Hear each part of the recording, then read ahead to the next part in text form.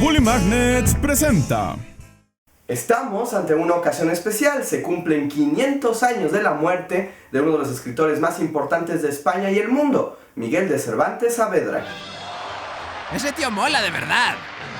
Y en Bully Literatura no podíamos dejar pasar la ocasión para hablar de este autor y su gran obra. El ingenioso hidalgo Don Quijote de la Mancha no solo es la primera novela polifónica de la literatura, sino que es un punto de quiebre para el desarrollo de la literatura moderna.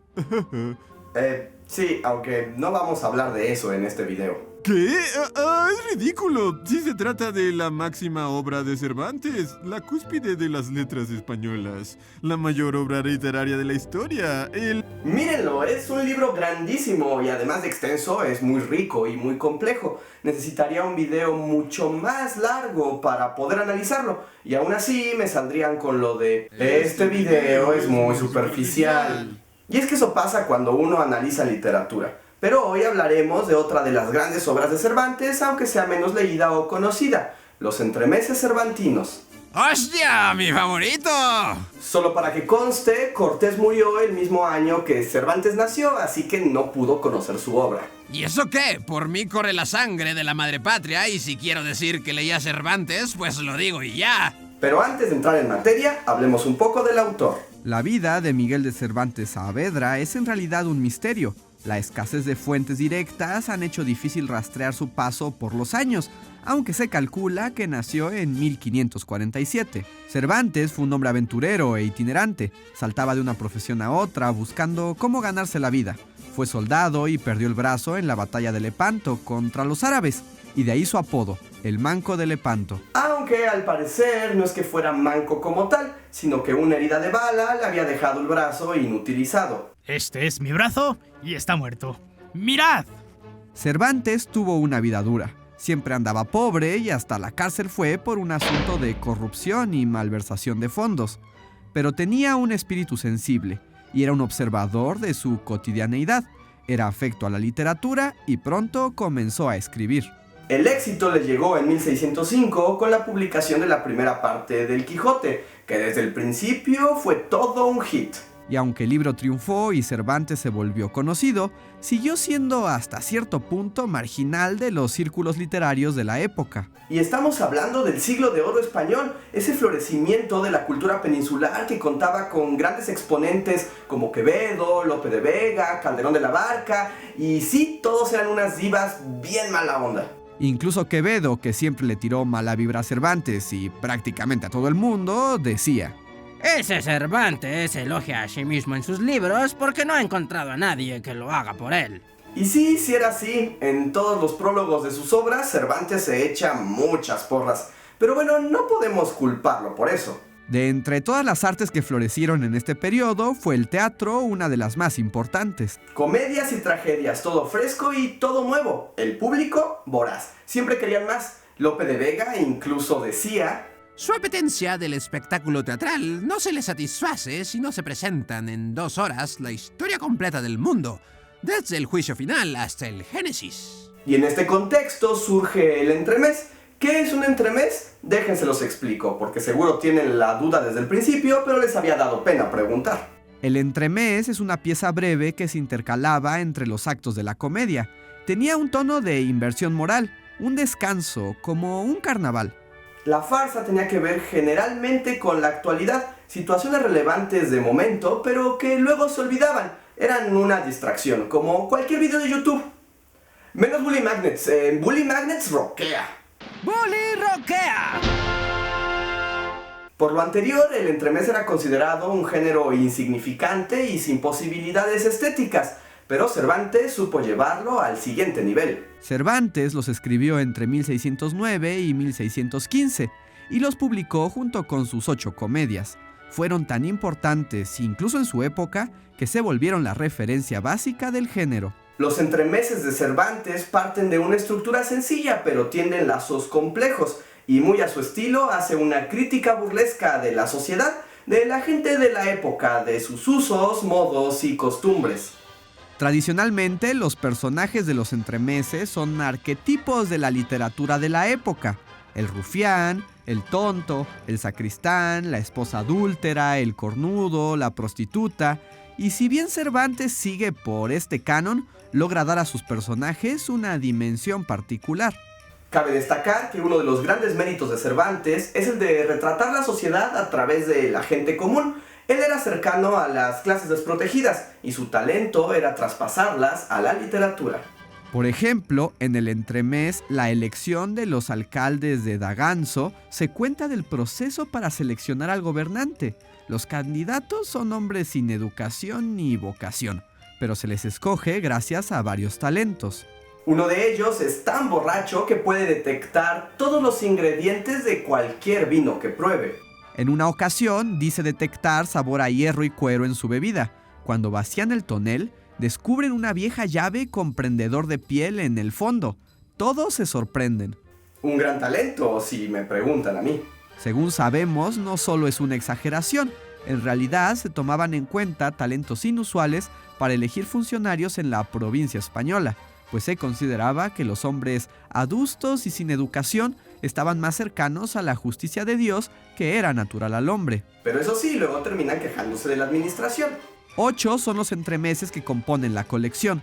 Algunos, como el juez de los divorcios, son considerados de figuras, pues no hay trama ni desenlace claro, solo un desfile de personajes arquetípicos que exponen sus problemas. Eso sí, todos los entremeses tienen diálogos agudos y espontáneos que son divertidísimos. ¿Contra mí la pispita y la monstreca? ¿En tela quieres competir conmigo, culebrilla de alambre?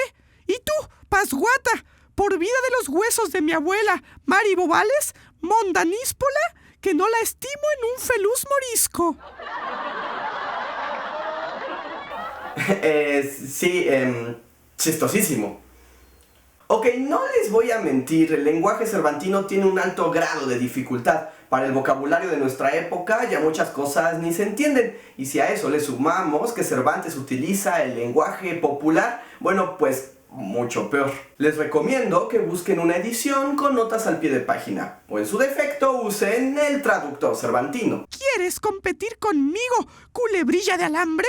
¿Y tú, pasguata, por vida de los huesos de mi abuela, Mari Bobales, mondaníspola, que no la estimo en un feluz morisco? Cervantes quiso decir: no te metas conmigo porque soy bien rifada y mi abuela es la neta. Eso. Pero si bien el lenguaje es difícil, también constituye un placer y la mayor experiencia de la lectura.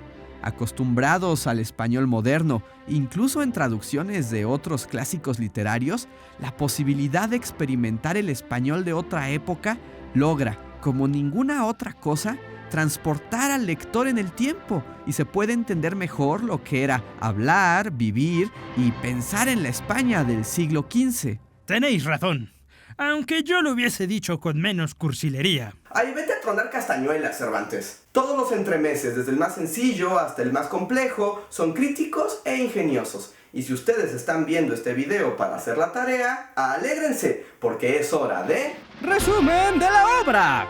El juez de los divorcios, una divertida diatriba sobre el deber y el matrimonio, y con un montón de indirectas de índole sexual. Yo también puedo ser picante. ¡Olé! El rufián viudo es una farsa entre truanes, donde uno de ellos llora la muerte de su amante y prostituta, pero se recupera al instante de la pérdida cuando conoce a otra mujer. Destaca por la aparición de Escarramán, un personaje de Quevedo. Yo a eso le llamo plagio. La elección de los alcaldes de Daganzo se burla de los políticos y la gente de campo. La guarda cuidadosa va de un soldado celoso que no deja acercarse a nadie a la casa donde vive su enamorada, que por cierto no le corresponde. El vizcaíno fingido es un cuento de pícaros, un hombre que engaña a una prostituta solo por el gusto de verla burlada. La cueva de Salamanca va sobre una esposa adúltera que es inesperadamente salvada por un estudiante que monta una farsa de magia negra. Y el viejo celoso, bueno, trata de un viejo celoso. No todos los títulos podían ser ingeniosos. Pero si uno destaca sobre los demás, es el entremés, el retablo de las maravillas. Es la historia de unos hombres que llegan a un pueblo con un retablo vacío que dicen tiene propiedades mágicas. Quienes sean de sangre pura, es decir, que sean cristianos de muchas generaciones y no judíos conversos, podrán ver imágenes increíbles. Los personajes no ven nada, pero fingen que sí porque temen que se dude de su linaje. Algo así como la fábula del nuevo traje del emperador, pero con españoles de pueblo. El entremés empieza a jugar con la fantasía y la realidad, al grado de que los espectadores del retablo son incapaces ya de distinguir entre las imágenes falsas y las verdaderas, al tiempo que Cervantes denuncia un problema muy grave de la sociedad. Los españoles de ese tiempo eran unos mortífagos. ¡Sangre sucia, joder! Este entremés pone en evidencia el poder creador de la literatura y no solo su capacidad de representación. Además, hay un juego muy interesante entre lo que aparece en el retablo y la puesta en escena del entremés. En serio, léanlo, lo encuentran fácil en internet. Y hablando de representaciones, ninguno de los entremeses fue puesto en escena durante su tiempo. Esos mediocres teatreros no se animaban a mis entremeses. Actualmente sí se representan, pero ahí queda el dato. Los entremeses son una gran lectura, tanto para acercarse a Cervantes como para entender un periodo de la España antigua. No por nada han trascendido como máximas obras literarias, si bien al entremés se le considera un género menor. El libro nos permite incluso cuestionarnos eso. ¿Qué hace a un género mejor que otro? No se trata solo de las formas y las estructuras, sino de ejercerlas con maestría, comprenderlas en sus dimensiones y hacer de ellas arte. Y además son muy divertidos, así que considérenlos para su próxima lectura. Y como dice el dicho, el que de versos no gusta, que no son manjar para él, abre un geme de quijadas escuchando el entremés. Abrir un jeque de quijadas significa... Que da un chingo de risa. Eso mismo, espero hayan disfrutado el video, no olviden darle like, suscribirse y leer a Cervantes. ¡Hasta la próxima!